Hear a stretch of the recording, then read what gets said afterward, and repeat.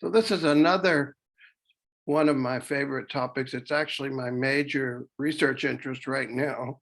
Um, and it's the application of symmetry as a unifying concept, and symmetry, which is actually pervading the sciences these days. And I'll talk about that in more detail and what I think it illuminates for us in architecture and urban planning, because as you've seen as a theme throughout this course, there are many lessons emerging from the sciences that have direct applications and sometimes indirect to architecture and urban planning in quite fascinating ways, and I think quite important ways when it comes to things like implementing the new urban agenda and dealing with our many challenges that we have to deal with, urban, technological, environmental, et cetera.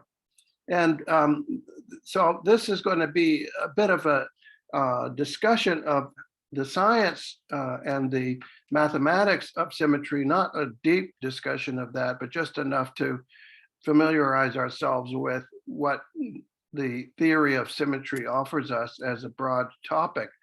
And in order to set up the conversation, what I want to do is go back a little bit to the topic of the last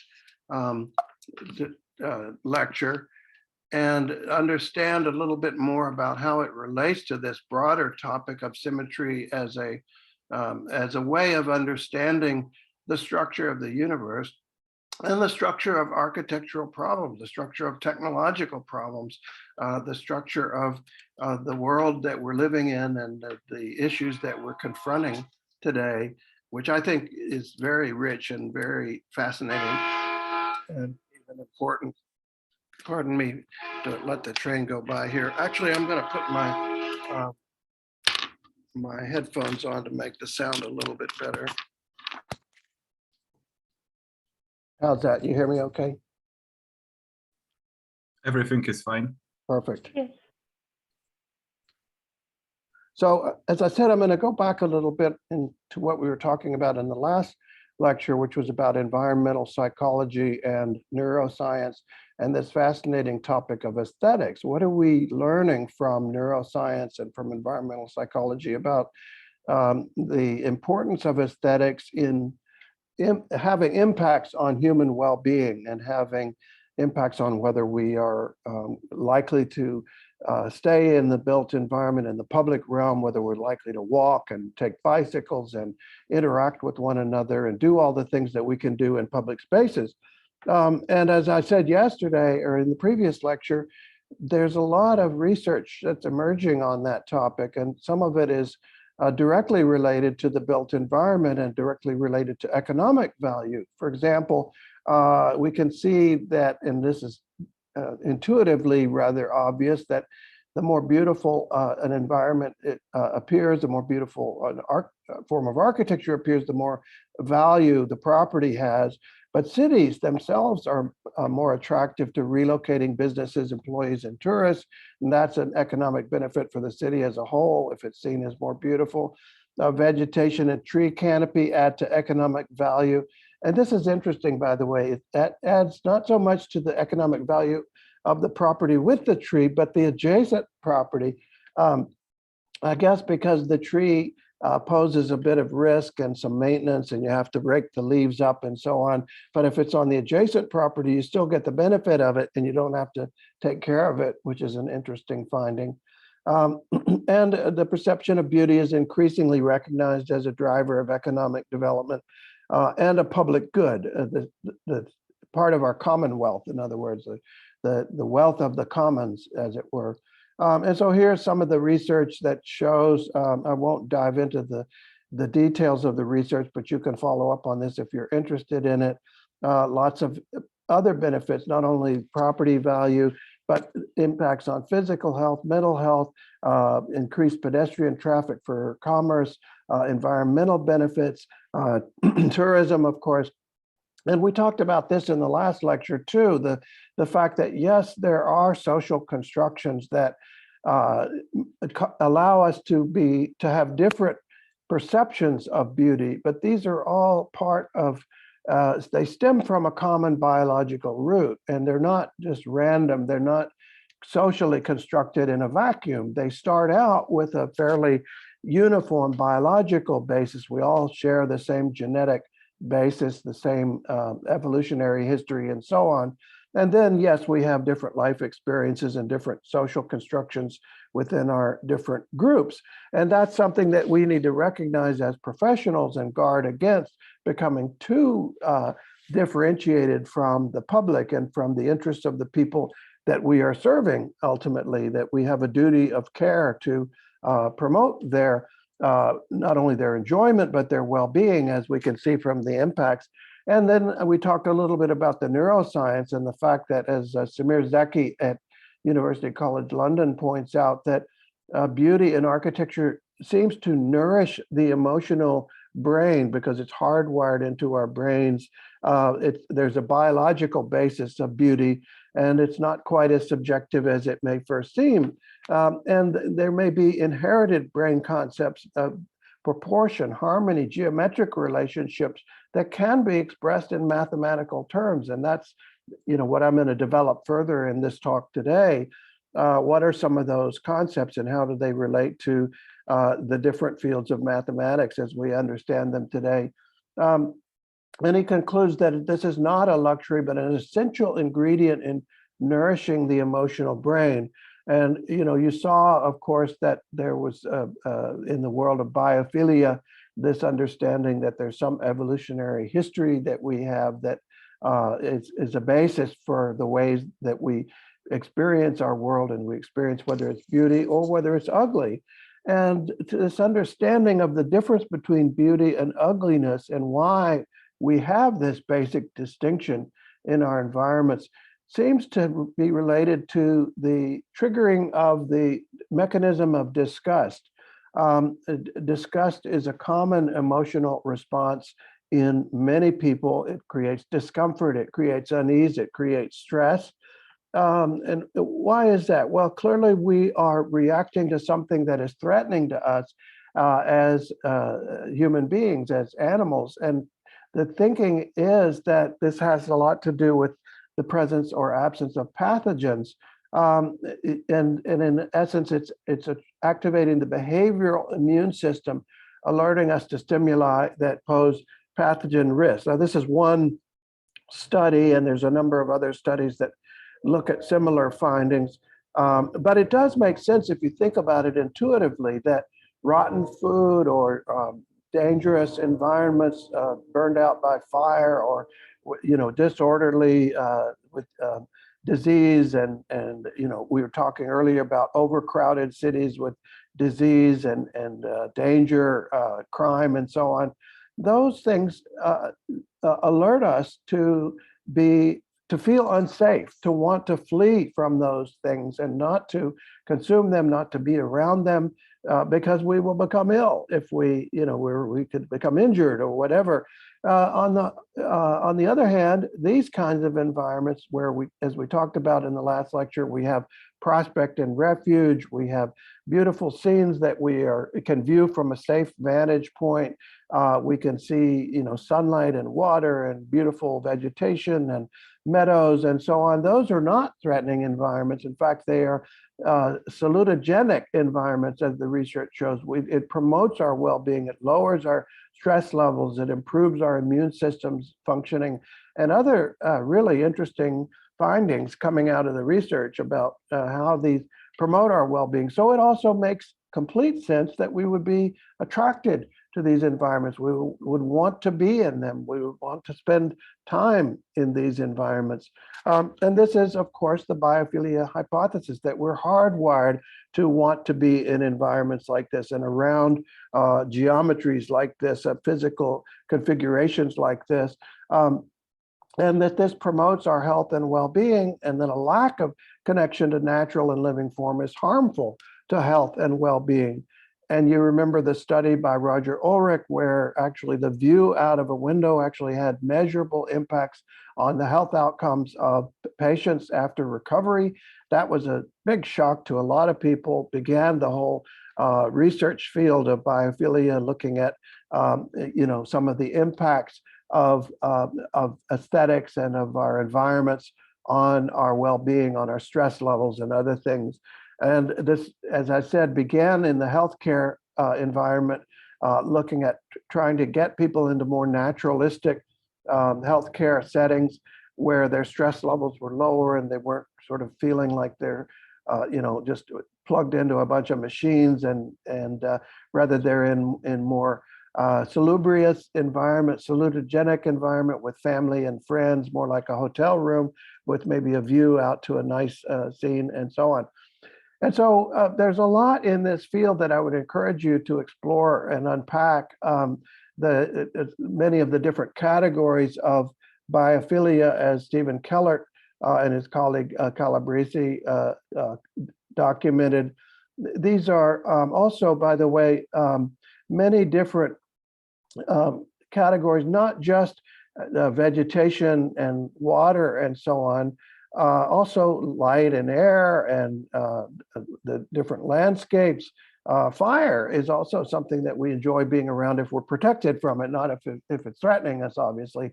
Images of nature, indirect experience of nature, experience of the space and place. I talked about prospect and refuge, organized complexity, integration of parts to wholes. You know, we like being in environments where we can make sense of the environment. We can see the relationship between the parts and the wholes.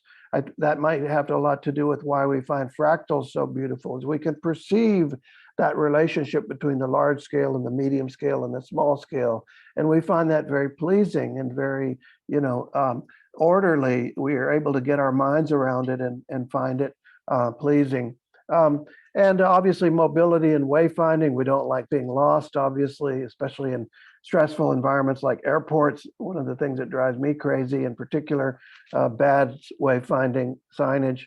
And then the attachments to place that we all have, from memory, from culture, from ecology, the landscapes and so on. And once again, this is an evolutionary process that goes way, way back in our history. We've only been making cities very, very recently, especially the technological cities that we now live in. And so our bodies are still very much hardwired to the long, slow evolutionary periods, not to this very recent period that we've just been making. Kellert, I encourage you to look at the study by Kellert and Calabrese, where they unpack some of the elements, the direct experience of nature. And I won't go through these in detail, but just to make the point, plants and animals. And also it can be literal plants, and it can be the forms of plants, literal plants on the left, that sort of living wall, and the forms of plants on the right, the ornamentation, the geometries of plants and of biological forms. Natural materials and colors, of course, very attractive to us.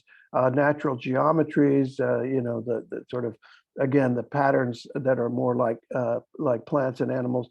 Literal biomimicry. This is obviously a growing field and a very interesting one, I think, looking at how different biological forms can be expressed in architectural ways and in technological ways, using not only the aesthetic properties of the forms, but also the functional properties, like Velcro imitating some of the structures that exist in, seed pods, for example. And this is a very exciting and, I think, hopeful field, looking at biomimicry and biotechnology.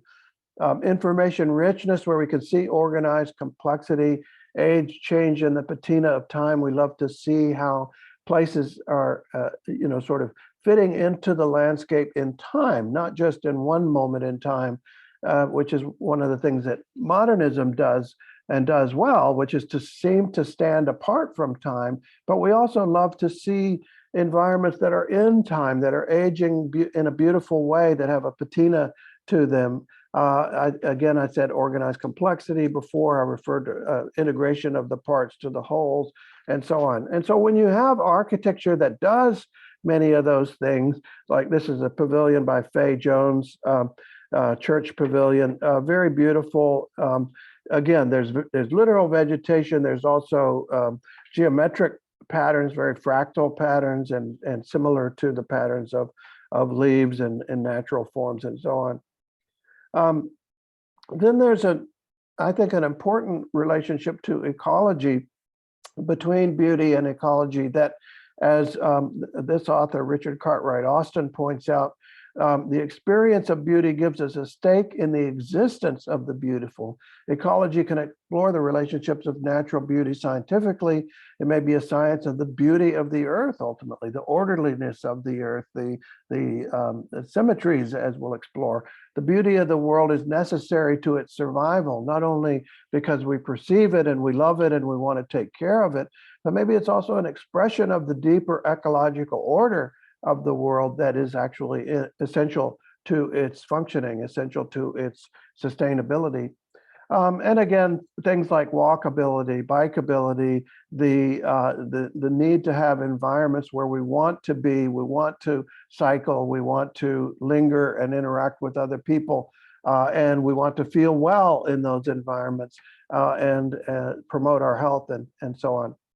And then we talked a little bit about the negative effects of ugly environments and stressful environments, and the fact that in commuting, there is a measurable difference in the stress levels after the commute, depending upon what kinds of scenes the commuter has experienced, whether they're natural vegetations or whether they're more artificial concrete and highways and so on. And that's also directly related to their productivity when they get to the office or wherever they're going. So this is a measurable impact of aesthetics on productivity, on economic performance, on a number of other components that are very sort of bottom line oriented. So this is not just about feeling well, which is of great value in itself. It's also about being productive and being able to do your job well and so on. They're subtle effects, but they're non-trivial effects, as Yannick Joy points out. This is, yes, there are many other factors besides aesthetics that affect our productivity, affect our well-being, affect, obviously if we have a pathogen or whatever. But also, these do have a real effect, a non-trivial effect on our well-being. So we should take that into account along with the other factors. So now, for the next part of the talk, I want to dive into this concept of symmetry as a topic that relates to beauty, relates to aesthetics and our experience of the built environment. And of course, symmetry is an ancient topic in mathematics and in architecture. And yet the application of symmetry to architecture is a very immature area of research, as I have found, which is one of the reasons that I've gone into this area. I think it's a lacuna, if you will, in our research, in our contemporary research. Even though mathematics and physics and many other fields are working very closely with symmetry as a topic, as I'll discuss. Other related developments in biology, neuroscience, and so on, there's emerging evidence for the impacts of symmetry in the environment upon human perception and well-being. So all these topics are interrelated, and there may be perhaps unified by the concept of symmetry, as I'll discuss. We sort of have a problem when we're thinking about biophilia and fractals and all of these other topics that are sort of dispersed and diffused in many ways. But symmetry, in a way, unifies them, as I'll discuss. This is the thesis that I'll explore with you today. You have probably heard the term symmetry breaking, and symmetry in physics is essentially a core concept about how order exists in the world and how it transforms and differentiates into new forms of order. Symmetry breaking is the process of order breaking up and not turning to chaos, but turning to new forms of symmetry, as we talked about before. And it's thought that even the Big Bang and many other processes going on in the universe, star formation and planet formation and so on, these are symmetry breaking processes that give rise to new structures in the universe, new forms of order, very complex order, as we can recognize when we study the structure of the universe at almost any scale, right? And so understanding this as a process is really becoming core to our understanding of the way the universe is structured, the way structures exist and arise in the universe. As we saw earlier, this example from Edgerton's famous milk drop photograph, or a series of photographs where the milk shatters into a plane of milk. And the drop doesn't turn to a disorderly blob, it turns into another whole series of orderly structures, centers and edges and alternating repetition, levels of scale, boundaries, and so on. Quite complex and quite interesting that that form of order forms spontaneously as a result of this symmetry breaking process. And that seems to be going on all the time around in many scales of the universe, all around us, including biological, as I alluded to in the last lecture. But let's be clear about one thing, and this is unfortunately a misconception or form of almost illiteracy, if you will, about symmetry. It's not simply the left looks like the right. You know, this is what we often think about, certainly in architecture, that symmetry is just about, well, the left looks like the right, mirror symmetry, reflectional symmetry, as it's variously called. Symmetry is much, much more than that.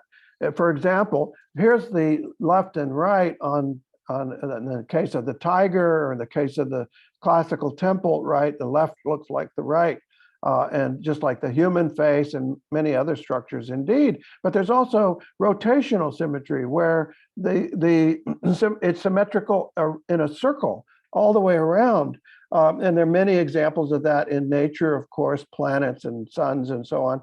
And also in human architectures, stained glass windows and so on. And then translational symmetries, where the same structure is repeated, and you know, you have a series of little ducks going across the pond, or you have a motif that repeats and repeats and repeats across the field, whatever it may be. And then scaling symmetry, also we recognize our friend the fractal, where you have a large structure that looks a certain way, and then a smaller structure that looks exactly the same, and then a smaller structure that looks exactly the same, and so on. By the way, you can see that the large duck in the adjacent photo also looks like the smaller ducks. That's a form of fractal pattern as well, or scaling symmetry, where the large is a copy of the small, or vice versa. And we have many examples of these fractal patterns in architecture too. In the Alhambra, for example, that picture on the lower right. So those are 4 different kinds of symmetry, all of them very different. Only one of them is the mirror symmetry, or reflectional symmetry. And then there are compound symmetries that combine various forms of those symmetries. We're all familiar with the beautiful kaleidoscope patterns that have the mirror symmetries at certain scales, and then rotational symmetries around those, often fractal symmetries, depending on what the bits are that they're using to you know, put into the kaleidoscope, and so on. And we've seen many examples of that when we generate fractal patterns as well, and when we transform those and you know, create permutations that are quite beautiful. And of course, this is what goes on in the natural environment too, with tree patterns and rock patterns and many other patterns in nature, where you have compound symmetries. The tree it has mirror symmetries. It has translational symmetries, the big trees, the little trees, the tiny trees, or the trees off in the distance, scaling symmetries, and so on. So in most environments, you will see compound symmetries, many different kinds of symmetries, tiling symmetries. I'll talk about those a little bit later. And then something else that we might call deep symmetries. In other words, they are symmetries between ourselves as the viewer and the scene that we're looking at. We look at another human body and we feel the deep symmetry between ourselves and that other person or that sculpture or that landscape with the horizon. We feel our own sort of vertical orientation in a relationship to the perpendicular horizon off in the distance. And we feel, especially in architecture, some of the beautiful examples of architecture, the way we feel the deep rootedness of the structures as they are relating to the landscape and turning and rotating and combining all these other forms of symmetry into this deep symmetry that we ourselves feel a deep relationship to when we're viewing the scene. So this idea that we can understand deeper connections, deeper symmetries between ourselves and the environments that we're experiencing or the structures that we're building, including the societies that we're building, the technologies that we're building. I think this is a very powerful idea, a powerful way of understanding why some of these places and some of these structures move us and others do not because of these deep symmetries. I've published the paper that I'm going to discuss with you, and then someone else published a very interesting paper where they took that idea of deep symmetry and they used it to analyze a mosque structure or a shrine that was built in Pakistan.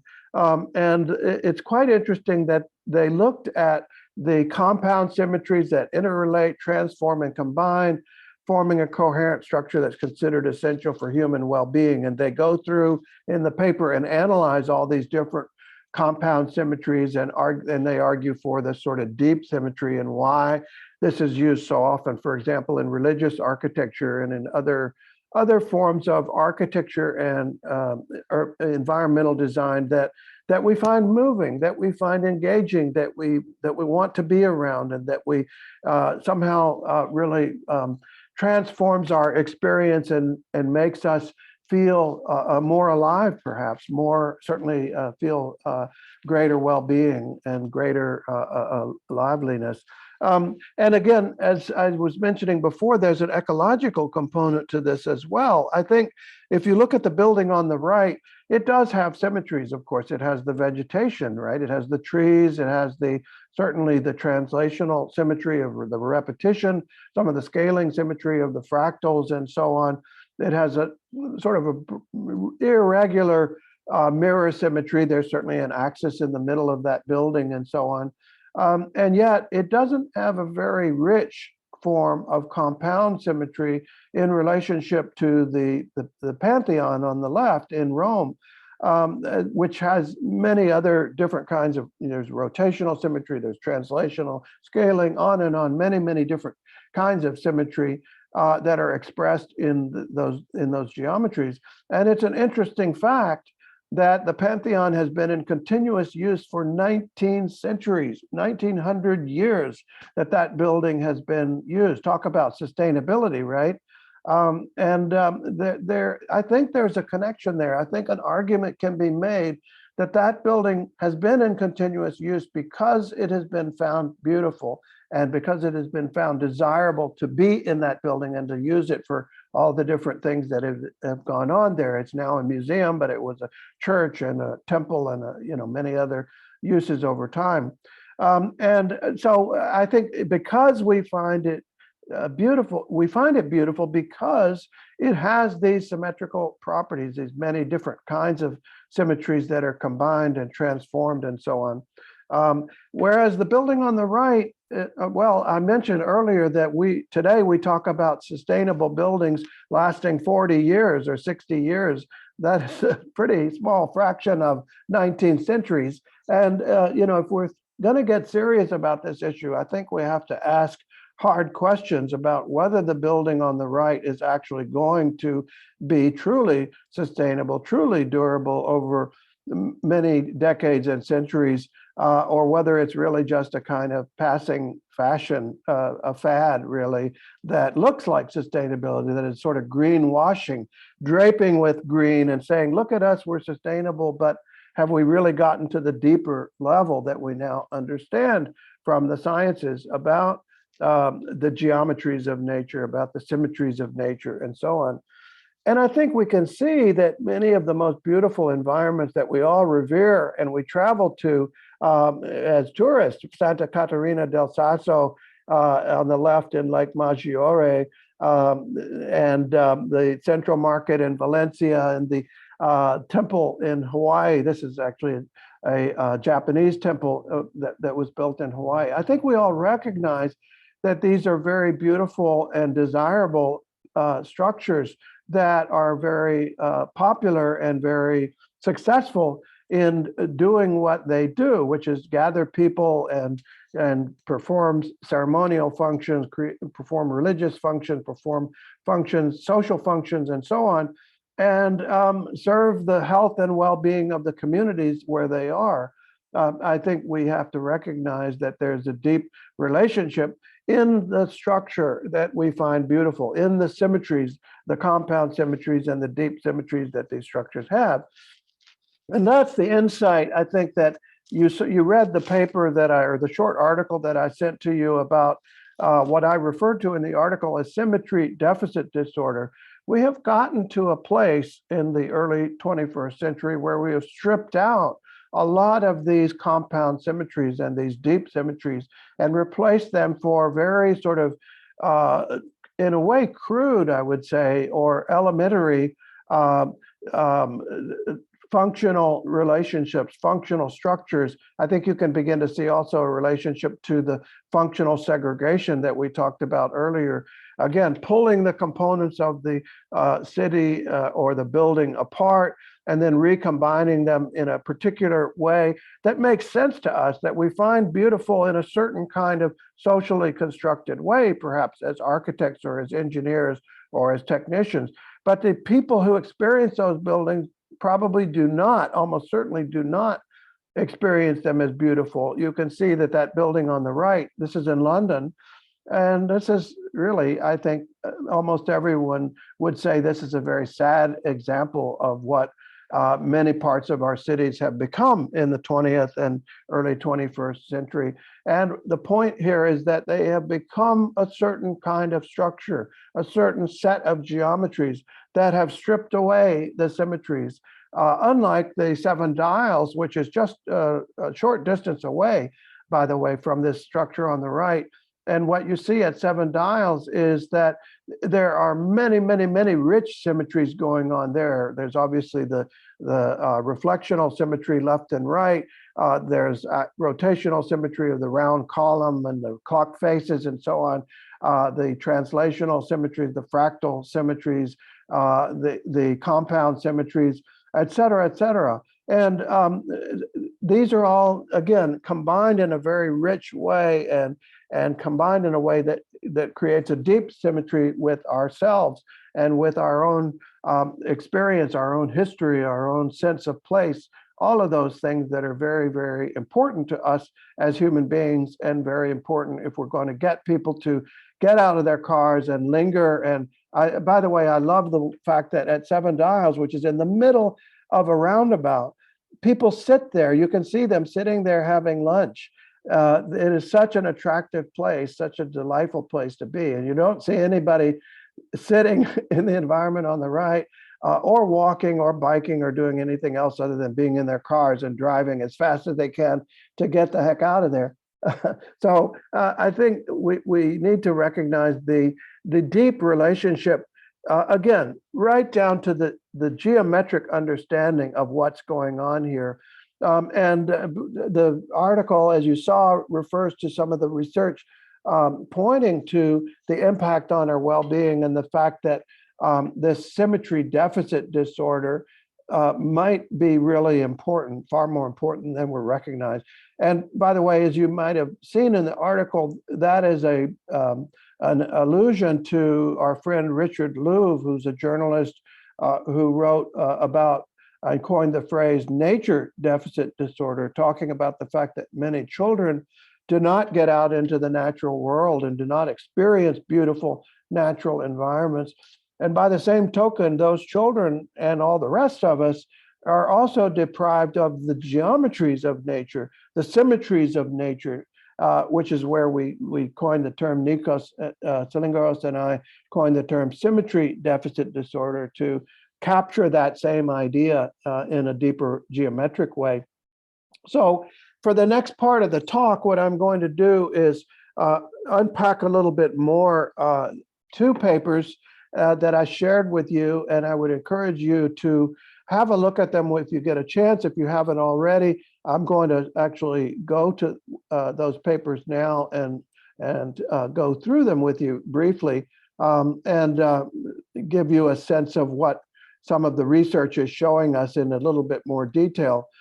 This first one is it appeared in the journal Buildings and talking about the impact of symmetry in architecture and urbanism toward a new research agenda. So this is by no means a settled topic. This is a very early days, I would say, in actually reapplying this topic to architecture. As I said, it's architecture has an ancient relationship to mathematics, and symmetry is a topic, a core topic to both. And yet, symmetry in the world of architecture and urbanism, it has not really been developed. It's been developed in a very facile way, just talking about mirror symmetries and so on. You know, I talked about the fact that going back to the history of architecture, symmetry was a very rich topic, and aesthetics was a very rich topic. The idea of venustas, or beauty. By the way, venustas was later translated as delight. So in effect, the idea that we could share beauty was converted to a new term, delight. In other words, it's a relative thing. Oh, I feel delighted, you don't feel delighted, but you know, beauty is in the eye of the beholder. That was done in 1624 by Sir Henry Wotton, the beginning of the Newtonian and Cartesian age, if you will, the age when we thought maybe we should relegate beauty to a sideline. And now I think with neuroscience and psychology and many other fields, we're having to deal with beauty now as a topic, as you see with Samir Zeki and other neuroscientists who are saying there is something going on in the brain, and we just happen to use the term beauty to describe this thing that's going on. But it's a real thing that's actually going on, a real structure in the brain. And it's a structure that has a lot to do with symmetry, as we're talking about the particular patterns in the brain that have a symmetrical relationship to the patterns in the world that in turn have a symmetrical relationship to one another. And so this paper goes through and unpacks some of the issues about symmetry, the fact that, as I was just discussing, there are different classes of symmetry, not just reflectional. There is this idea of symmetry breaking in physics, and the idea that we can see new classes of symmetry, new classes of structure that arise from symmetry breaking. And in fact, information is a form of symmetry. Information, if you think about it, is really just the informing of one structure in the world in a symmetrical relationship to some other structure in the world. I'll get into that in a little more detail in the next paper, but essentially, that is what information is. It's a, for example, if we're making a recording, we are recording, creating a structure somewhere on a magnetic tape or in a digital file that has a symmetrical relationship to the thing being recorded, whether it's our voice or a picture or information of various kinds. And that is ultimately what information is a form of symmetry. And there's a whole set of the whole domain of information theory that explores that and explores how, here's the example of a recording, by the way, and the same thing going on with DNA, that the DNA encodes information in the sense of expressing the complex structures of the protein without actually, duplicating those structures literally. It does it in a more abstract way, in a way of encoding the information. And then compound symmetries, as I referred to earlier, including glide reflection and tiling, This is all, by the way, part of group theory. I think, Dominic, you're familiar with this domain in mathematics. The idea that we're going to understand how structures transform through operations. And that is a symmetry. It's called a symmetry. The equations, for example, are transformations that maintain a symmetry. There's a symmetry on one side of the equation to what's on the other side of the equation.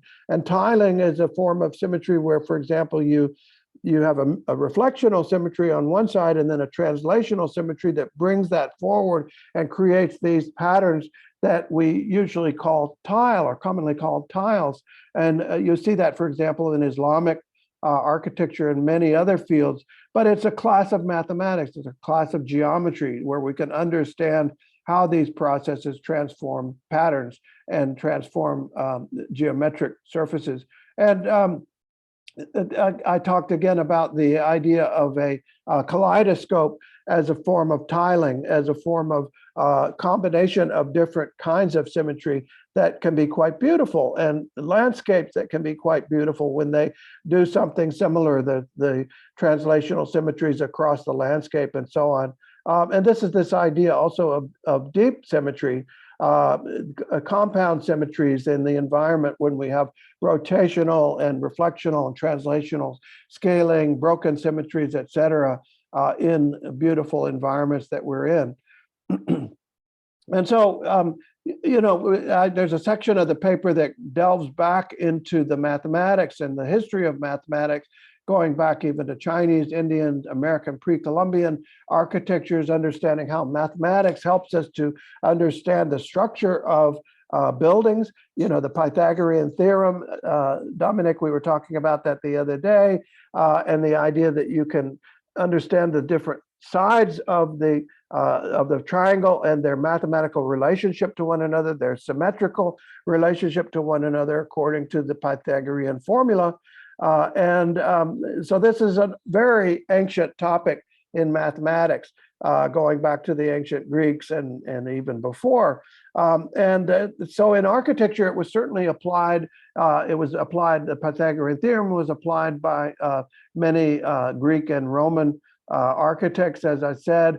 Vitruvius talked a lot about symmetry as a fundamental concept. A proper agreement between the members of the work itself. Remember, not just left and right. Relation between different parts in the whole general scheme in accordance with a certain part selected as standard. So the certain part is transformed, translated, folded, tiled, whatever. So it is with perfect buildings. And so, again, you can see the different kinds of symmetry being expressed in that idea. Scaling, translational, mirror, et cetera, and even informational theory through the formation of new proportional groups, where you see the overall proportional relationship between different parts of a scene, and compound symmetries again. And then Alberti in the Renaissance talked about reflectional theory, but Alberti did not only talk about reflectional theory. We think of Renaissance architecture as only being about reflectional symmetry, but in fact, Alberti's ideas were much more nuanced. And in fact, what Alberti referred to was so as to correspond to one another as a species, ita ut mutuo ad speciem correspondeant, which only later came to be understood as reflectional symmetry. It was an interrelationship of parts and wholes, a kind of harmony that he referred to as consonitas. And in this respect, he was echoing Vitruvius and Pythagoras' broader concept of symmetry. And it's quite wonderful if you go back and look at in architectural history, what some of the writings actually show. For example, here's Alberti talking about beauty as a kind of concord and mutual interplay of the parts of a thing in a particular number, proportion, and arrangement. Again, the symmetries and the harmonies, as he refers to them. Everything contains three basic principles: numbers, arrangements, and the consonitas, the relationship. And that was his understanding of what makes a beautiful building. Again, very much a theory of symmetry at work there. And then this section of the paper goes through some of the examples that have been in more modern research, ideas of what beauty is, trying to develop theories of beauty, like George Birkhoff, a mathematician, who proposed a measure for the aesthetics where O stands for the order and C for the complexity.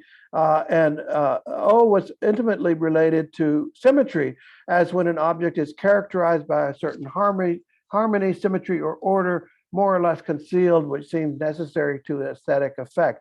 So that's a fairly simplistic model, but you can see that Birkhoff was in the early days, this was in the 1930s, I believe, trying to mathematically express what we're perceiving when we see something as beautiful. And then later, I think, proposed a major modification, arguing that O divided by C should be replaced by O times C, order times complexity. Each of those is a modifier, is a multiplier. And the complexity of a structure magnifies its perceived order. And it was argued that this better captures the increased attractiveness of compound symmetries.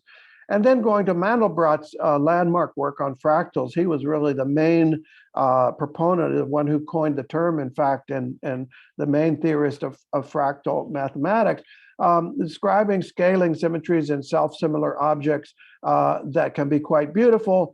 And the fractal form is very much exists in many natural environments, clouds, landscapes, and so on.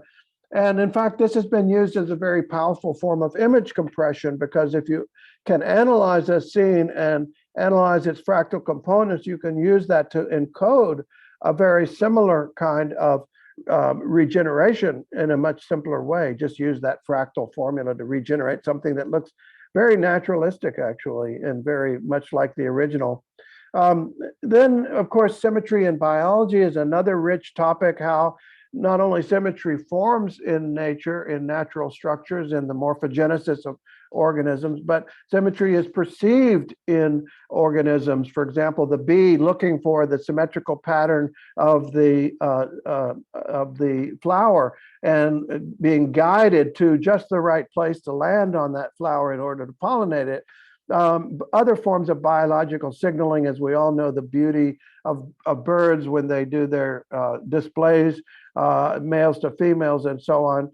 And there seems to be some correlation to the biological health and genetic quality, or genetic health, lack of genetic codes that could express themselves as diseases and diminish the fitness or the adaptivity of the species to its environment. And so we can see that going on as a major force in evolutionary history, that the perception of symmetries is a way that we perceive the fitness of a potential mate, for example, the fitness of again, going back to the discussion of disgust, the fitness of a meal, of a food that we want to eat, and if it's asymmetrical or disordered, it might mean that it's diseased or that there's something that we don't find attractive about it. And this is what we see, of course, in human faces, and the incredibly sophisticated neural processes that we are hardwired to be able to perceive human faces, very, very subtle things going on in the face, the way the eyes will express certain emotions, the smiling of the lips, and so on, and that we are unbelievably sophisticated in our visual systems and our ability to perceive these factors, because clearly that matters a lot to us, not only to be able to perceive, the attractiveness of a mate, the perhaps genetic quality or desirability, the desire to, choose that mate and procreate and so on, but also to perceive what another person is thinking and what their intentions are, whether they're hostile to you, whether they're friendly to you, and so on. So these are obviously very important factors in understanding the experience of other people and the experience of animals. So this is a lot of studies about facial symmetries, not only mirror symmetries, but rotational symmetries, translational symmetries, scaling symmetries, compound symmetries that all exist, by the way, in the human face and all exist in combination. And of course, the deep symmetries that we feel when we look at another human face, we feel ourselves related to them in a very deep way. And there's a lot of research about that, about how, to what degree that is a factor. The degrees of symmetry are a factor in sexual selection and in the perceived attractiveness of a person and all the other aspects of that. And then again, the point about nature deficit disorder that I bring up in this section of the article, looking at the potential of seeing ugly environments as harmful to our well-being, and the need to experience symmetry, as Semir Zeki said, as nourishing the emotional brain, the beauty of symmetrical structures as nourishing our emotional brain, and something that we need. Certainly children need that. And that was the point that Richard Louv made when he was describing the importance of nature deficit disorder. And again, we can talk about symmetry deficit disorder. And this is the section of the paper where I really unpacked that. And I talked about Zeki's work in particular. And then I began to talk about how this is an important component in understanding urban structure and good city form, as Kevin Lynch referred to it. Organized complexity, as Jane Jacobs referred to it. And Jacobs has a wonderful section in The Death and Life of Great American Cities, where she talks about the relationship between art and life, a chapter called Visual Order. Again, I commend that book to you, and I commend that chapter to you in particular, because what she says is that art has a very important relationship to cities, and we need art. We need the enrichment of art to, explain the meanings to us, to enrich our experience of the world around us. But although art and life are interwoven and overlapping, she says they are not the same thing. And the confusion between these two realms of experiences causes immense problems for city planning and design, for architecture, she argued, and I would argue, resulting in neither art nor life, but what she called taxidermy, a result that is lifeless, life-killing and art-killing misuse of art that impoverishes life instead of enriching it. Instead of attempting to substitute art for life, city designers should return to a strategy ennobling both to art and to life, illuminating and clarifying life, helping to explain to us its meanings and order, helping to illuminate, clarify, and explain the order of cities. And you go back to Lynch a little bit about the image of the city, making the city legible, making it meaningful, making it coherent, expressing the deep symmetries of the city in their relationship to us, in its landmarks and in its orderliness, its organized complexity, its biophilic qualities, and so on. And so I think this is a direct critique of the kinds of cities we've been building, the kinds of giant sculpture galleries, giant iconic buildings. You may remember going back to Rem Koolhaas and the sort of each edition reduces the sum's value, reduces the coherence and the complexity. It just creates a jumble, a chaotic assembly of a bunch of egos saying, look at me, like a bunch of ugly advertising signs, perhaps. So the artifactual, the artistic, the composed, the human-made has its place, certainly, but to serve the meaning and order of life and to serve the biological needs of human beings, the needs for shelter, the need for comfort, the need for interaction with other human beings and all the rest of it. And using the language of symmetry, we can see that the artificial information symmetries can be in life enriching and promoting of well-being, but only if they're serving to engage and enrich the natural symmetries of the physical and biological world.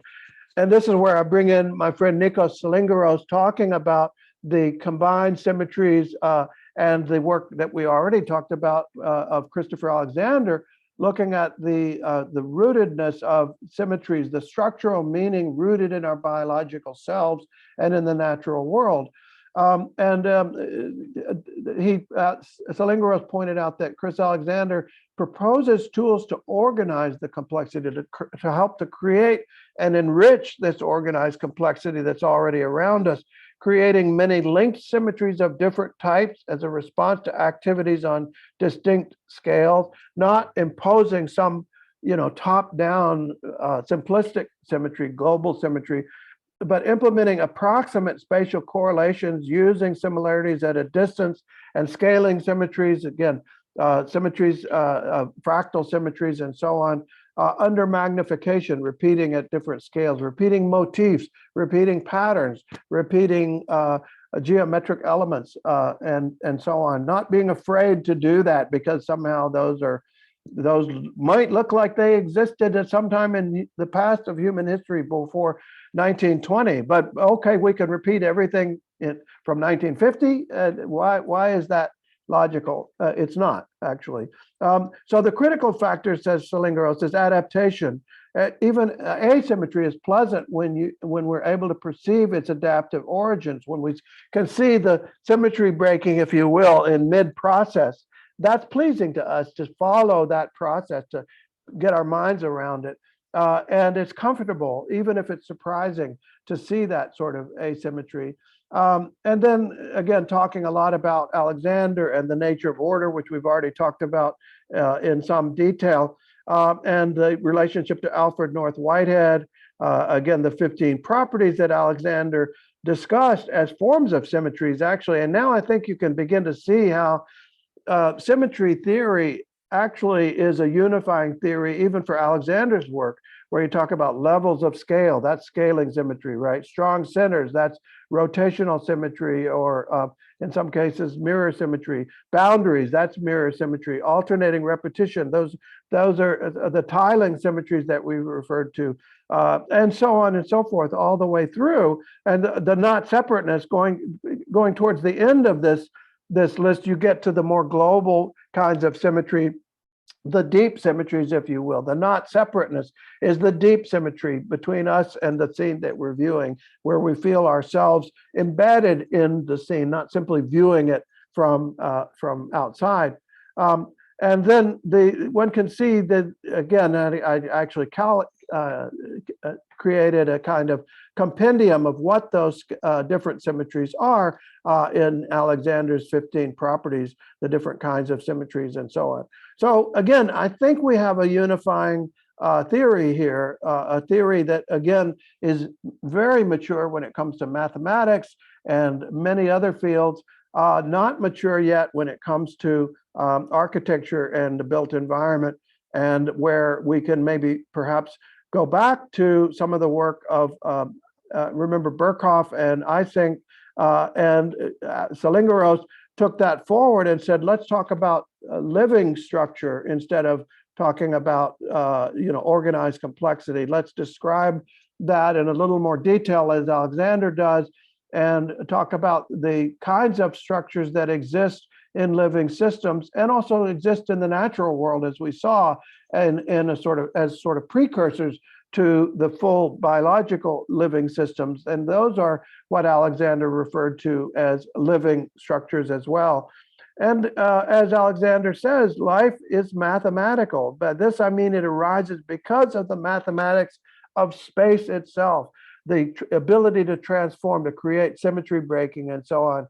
Since living structures arise primarily as symmetries and structures of symmetries, their presence and their density can, in principle, be calculated for any given configuration. So, wow, that is a very concise statement, I think, of everything I've been talking about in this lecture today, and perhaps in this course in some sense, that symmetry can be a unifying, not only theory, but a unifying methodology, a mathematical methodology for understanding, maybe not in a simplistic form, maybe never in a totality, but at least in bits and pieces. Remember the problem of computational irreducibility and the fact that you can't ever understand the entire structure that you're looking at. All you can do is create symmetries of it that are in some sense simpler than the structure that you're looking at, but those symmetries are useful.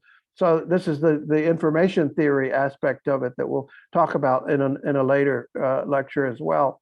So living structure produces an experience of beauty, but it isn't necessarily an experience in the sense of it's just a phenomenon in our brains. It is an actual structure in the world with mathematical properties that we can express even as a formula.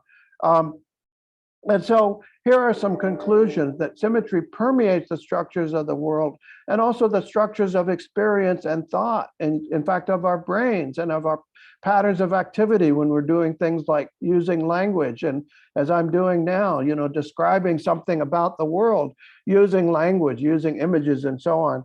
And these are symmetrical structures with a symmetrical relationship to the world that I'm describing, right? So these different realms of symmetry can't be confused, though. This creates a lot of problems if we do that. So we need to recognize that the immense structures of the physical world with their vastly complex geometries are one form of order. And then the other form of order is the innate experiences of these structures conditioned by our evolution and perhaps by our social construction as well.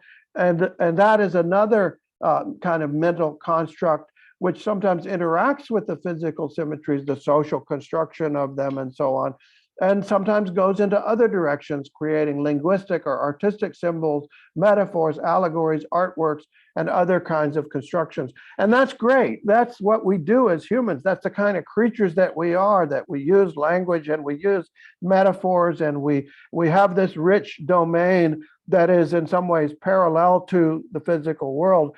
But it's a physical structure in itself, in the sense that it's a structure in our brains and in our in the linguistic constructs that we're creating. And the first two categories are widely shared between individuals and across cultures, whereas the third category can vary widely between individuals depending on their language, culture, life experiences, and so on. That's the social construction aspect of that.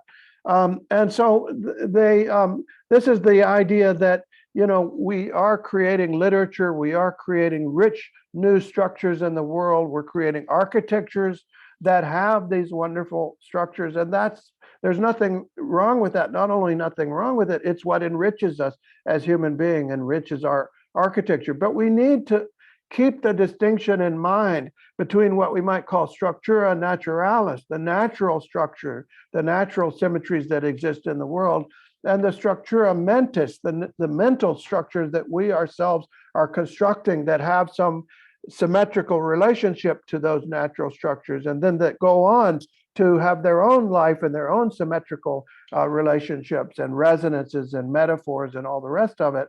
And that's a very powerful thing, but we need to keep it all straight and need to keep the understanding clear. If we get those confused, as Jacob pointed out, we are going to be in big trouble, as I think we are. We are confusing the mental constructs with the physical world around us, and not really understanding how those two things need to relate to one another.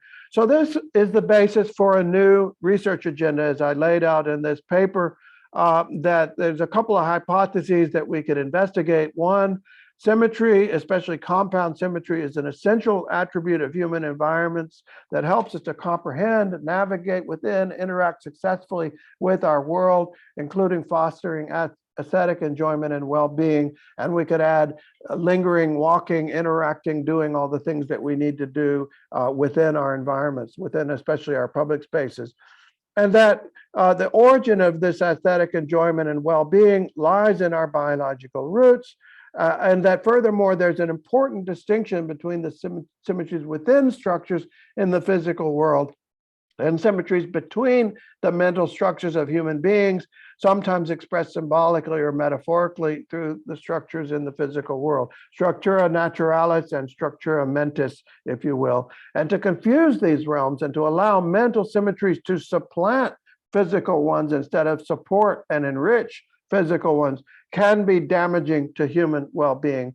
And this is what I think is going on in the world today. This is what we are catastrophically doing to our built environments today. The reason that we have so much disorder and so many problems in our built environment, this hypothesis suggests, is that this is this problem, this confusion, really. And the cause of the prominence of this confusion in the modern era can be understood as a fateful consequence of multiple historical forces. The technological systems, the artistic idea, the desire to be free, to liberate ourselves from the past, which was well motivated, the desire to reform the messiness of cities, which was well motivated, all these things that we've talked about already that were motivating us to turn our backs on essentially the natural aspects of our aesthetic understanding. And also going even back philosophically to the idea that aesthetic experiences are purely socially constructed, they're relativistic, and beauty is in the eye of the beholder. And we now see how wrong that is. And there's an important implication for professional practice and policy. Today's built environments may be damaging to human health and well-being through a symmetry deficit disorder. And again, this is the idea that there is a problem in the way that we're doing things today that has to do with turning our backs on these deeper natural symmetries of the world, and instead embracing shallow symmetries, few or disordered forms of symmetry also left as residual byproduct from our technologies or from our displaced attention to the deep symmetries of structura mentis. We're lost in our own thoughts, so to speak. We're doing what Alfred North Whitehead referred to as misplaced concreteness. We're misplacing the abstractions in our brain and misplacing the physical world around us. I should say, we're allowing the mental structures of our brains to lead us to misplace the actual concrete experiences of the world. And then there's a section on discussion and where we need to go next in the research and so on, and what the specific elements of the agenda might be. I want to turn to the other paper really quickly and just summarize that before we go on. Again, I encourage you to review some of this material. I think it's fascinating, and I actually think it's important as well. As you can see, there's a deep relationship between this symmetry and all the other aspects of the problems that we're talking about, that we've been talking about throughout this course. And for example, how we implement the new urban agenda. Perhaps if we don't recognize these barriers, these problems that we've created for ourselves, we aren't going to be able to actually solve the problems, deal with the challenges that we face that are described in the new urban agenda and in many of our other challenges of sustainability and resilience and well-being into the future. So I think this is actually a historic moment for us as human beings. I don't think there's much doubt about that, actually, that we have created unprecedented impacts in the world. The rate of urbanization, the rate of resource use and depletion, the scale of the impacts that we're having on the globe are unprecedented in human history, in almost in the history of the world, on the scale that's close to some of the other devastating periods of human history, like the great periods of extinction that have occurred in human history. And so I think it's time for us to take the bull by the horns, I think, and embrace the sciences, embrace our scientific understanding of where we are in this time of history and nature, and what mistakes we've made in this time, and what we have to do to put ourselves on a path where we can not only survive, but be well, prosper in the future. And I think there is a path forward here that these findings illuminate for us. And I think that is what I find exciting and hopeful about all the things that we're talking about, and about symmetry theory in particular, and about our new understanding of mathematics and information and physics and so on. So this paper I wrote later on with my colleague Nikos Salingaros, where we said, okay, let's look more specifically at the realm of architecture and how we got to where we got, why symmetry was sidelined in the certainly in the last several hundred years, and especially in the last 50 years or so.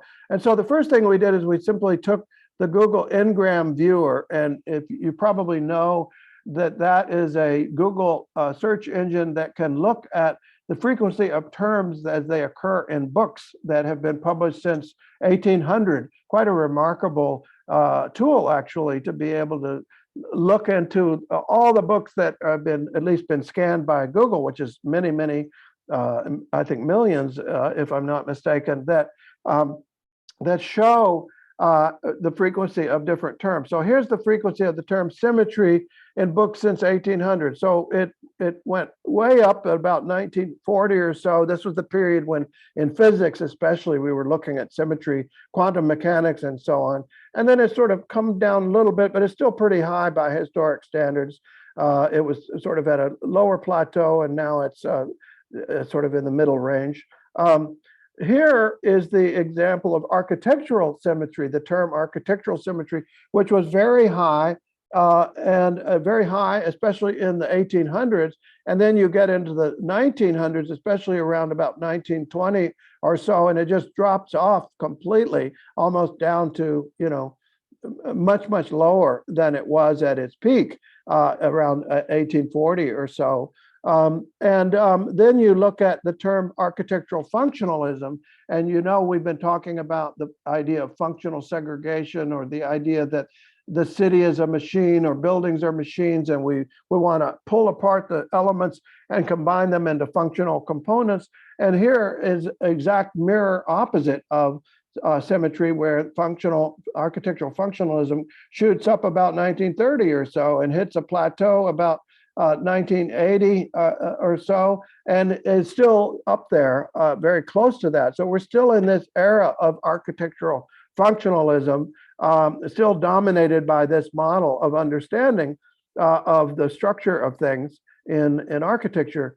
And then the next section, so the question is posed, why is this happening? Why is it that this anomaly that you see in physics, for example, and in all other domains, that symmetry is still a very common topic, dominant topic in many, many fields. And yet symmetry in architecture has dropped off the face of the earth, so to speak, replaced by architectural functionalism. And so why has that happened? Well, the first section we talk about, and this is recapitulating some of the same material that's in the other paper, the different kinds of symmetry. It's not just mirror symmetry. It's combinations of symmetry, and there's a connection to well-being and so on. And here, for example, is also the people who came into the modern era, and the leaders of the modern movement, especially Le Corbusier, Gropius, and Mies van der Rohe. There were quite a few others, of course, but they were probably the three best known. And indeed, if you look at the Ngram viewer, Le Corbusier, Gropius, and Frank Lloyd Wright, and Mies van der Rohe were all right up there. Wright dropped off and has been supplanted by Gropius and Le Corbusier, probably because they were both more prolific in their writings, certainly as theorists, and van der Rohe was more of a practitioner, you could say.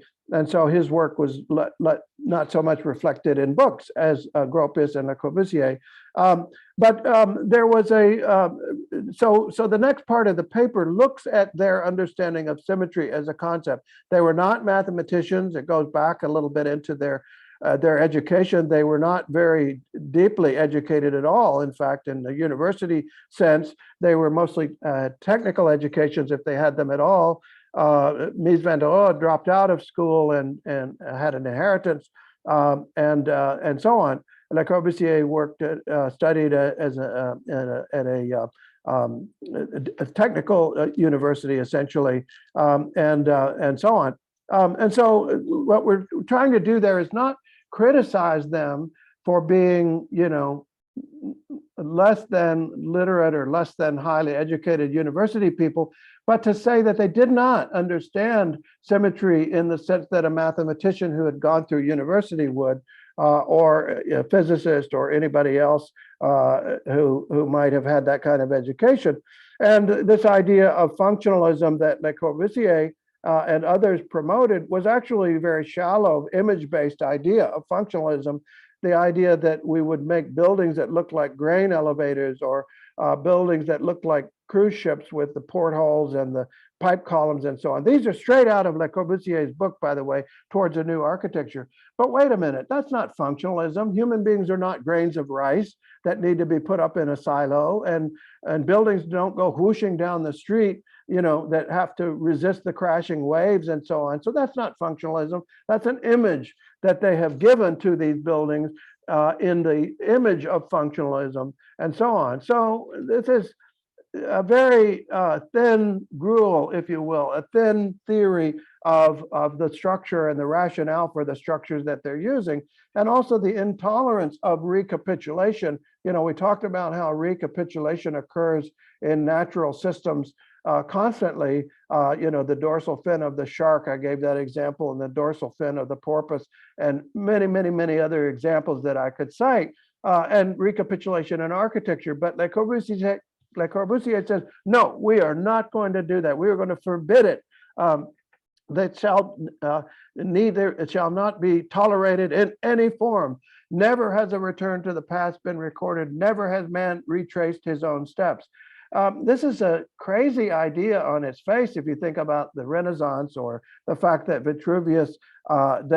Palladio recapitulated Vitruvius, and Vitruvius recapitulated the Greeks, and so on, and Jefferson and Wren recapitulated Palladio, and on and on and on and on and on. There's history of architecture is a rich fugue of sometimes recapitulation, sometimes transformation, sometimes addition of new things, but also a lot of old things. And this is true of biological systems, as we saw. It's true of evolution as a process in general. And so this is a very ignorant point of view from an evolutionary perspective of how structure exists. And it's an ignorant point of view even of the history of architecture. Ultimately, this idea that, no, we're going to stop everything and we're going to start from zero, as Gropius put it.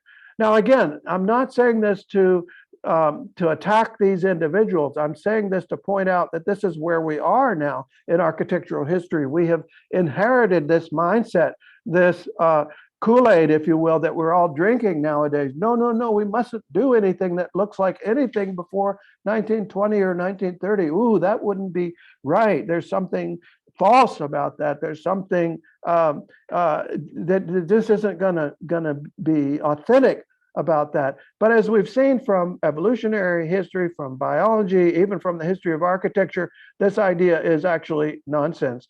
And it's nonsense that has been produced as a result of a set of theories about the world, theories that are quite shallow and specious, to be sure. And so Alexander comes along and he says, look, let's just clear all that away and let's look more deeply at what's going on. Let's look at how forms exist and transform in natural systems. Let's look at how, Darcy Wentworth Thompson, for example, wrote about how forms extend and transform and begin to create new kinds of forms. There's another aspect of all of this, and that is the consumer world that we're in, the technocracy that we're in, where we have to manufacture a lot of things and we have to sell a lot of things to one another. And we have to do that by convincing one another that the latest exciting thing is better than the old thing, which we should throw away immediately, planned obsolescence and so on. And the history, as we explore in the paper, goes back to actually those same three individuals, like Corbusier, Gropius, and Mies van der Rohe, who were working for the architect Peter Behrens, working for the giant industrial company AEG, as essentially the father of corporate branding. He's going to create signs and stationery and logos and product designs and buildings. And so this is the beginning of the era when we're going to essentially use architecture as a kind of billboard, or as an artistic a sign of who we are and what we should be doing with our lives and what kinds of products we should be buying. Remember, Le Corbusier worked for the automobile company Voisin and was going to destroy a big section of Paris and rebuild Plan Voisin for the automobile company, you saw that the 1939 World's Fair was General Motors, Norman Bell Geddes, who was doing Le Corbusier's Radiant City plan there. So that's the mess that we're in currently, and the mess that we're in thinking about genetics. And again, we go through and we begin to unpack some of the genetic processes and some of the geometric processes that we are now in. I said genetics, I meant the geometry of the mess that we're in today, and how we need to begin to unpack that and begin to understand the structure of the world.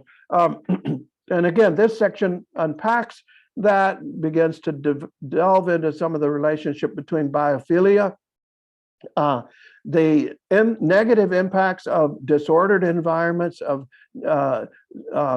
symmetry deficit disorder, and so on.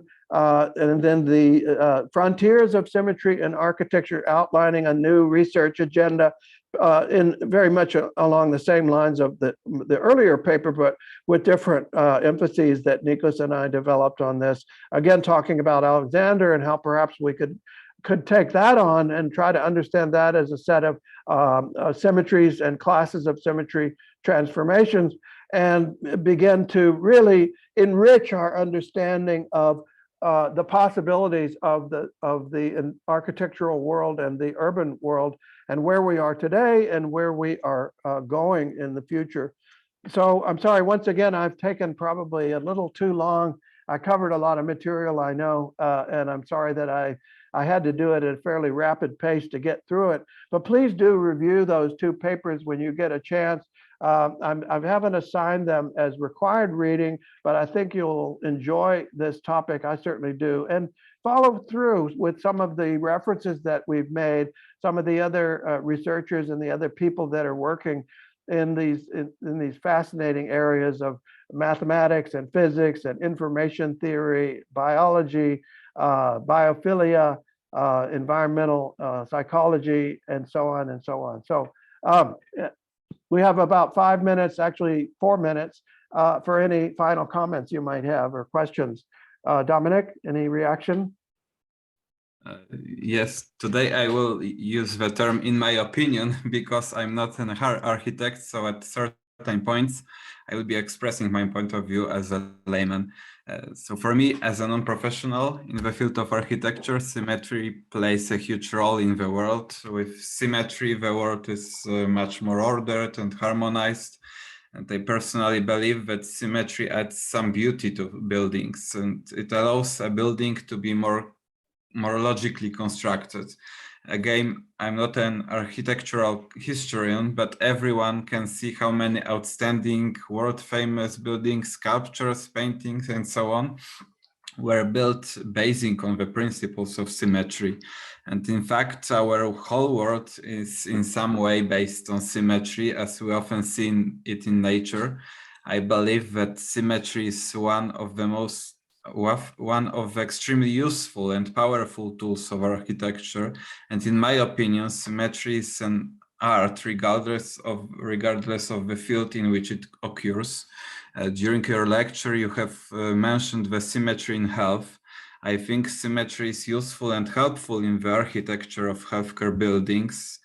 In my opinion, thanks to symmetry, healthcare buildings such as hospitals are more logically planned, and they enable better and faster communication between the various units and departments of the hospital, which is of considerable importance in this field because, for example, when it comes to transporting patients, every minute of an counts. Yeah. And if the building was very asymmetrical, it would be more difficult to cover certain distances in the hospital.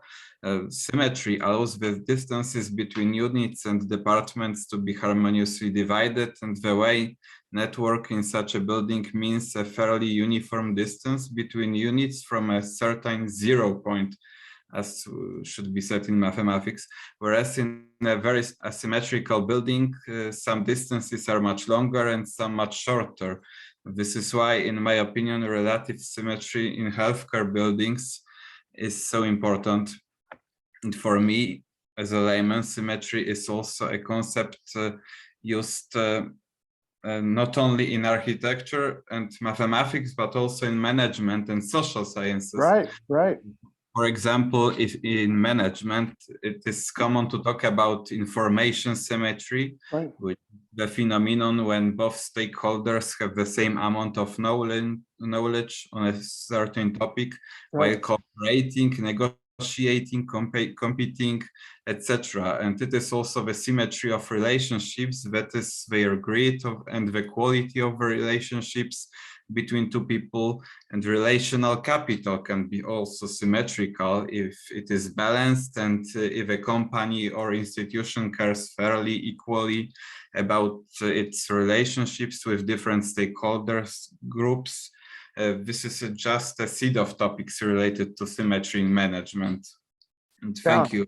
Great. Yeah, you can see that it's a very rich topic, isn't it? And again, it's not just left and right. Every time the word symmetry occurs, it's quite often the case that our minds just get filled with this idea of symmetry as left and right. Symmetry is an incredibly rich topic that includes so much more, as you were saying, information symmetry and efficiency. It has a lot to do with the efficiency of a structure, the way the leaf pattern, the capillary nutrients, the nutrients flow around the capillaries in the most optimal way, even though the symmetry is very complex and it isn't just, you know, a simple thing. Anna, any quick comments? Maybe in short that I believe that we should divide modernism into early modernism and post-war modernism. I feel like the early modernism, even though it has visible lacking in supporting their design based on mathematical theories, I can see that the architects there were heavily affected by the previous style and academia, in short. So the symmetry, repetition, proper scale, it's the language of the architecture that was known from ages is still visible. Then the post-war modernism was a step forward, or rather backwards in the sense. And then the constructivism is, I believe, and I remember that Salinger states that too, that it separates architecture and mathematics for good. So I feel like maybe the cases that I examine are not as vivid examples of lacking this symmetry and lacking this further. That would be a wonderful topic to look into, actually, is the period of, you know, say the 1930s to the 1950s. It would be, you know, to as you say, the pre-war versus the post-war. I'd love to see you research that more. Anyway, sorry to interrupt. I just wanted to encourage you. Yeah, but that's it. And I instinctively chose to examine cases before war.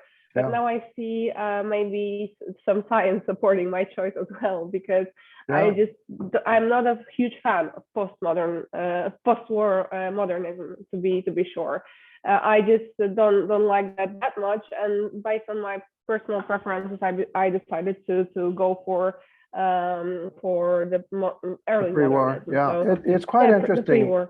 I think it's a fascinating period, and there's so much more to unpack that we have a very simplistic narrative that it's, you know, there was so much more going on in that period. It was such a rich time. And so, yeah, and I would say look at it as a structure, not just, you know, what your preference is. I mean, we all have our preferences, as I was describing, but also if you look at it in terms of what are the structural distinctions that we can draw using evidence, you know, and that's really fascinating, I think. And we can have our preferences, of course, but you know, focusing on the structure of it.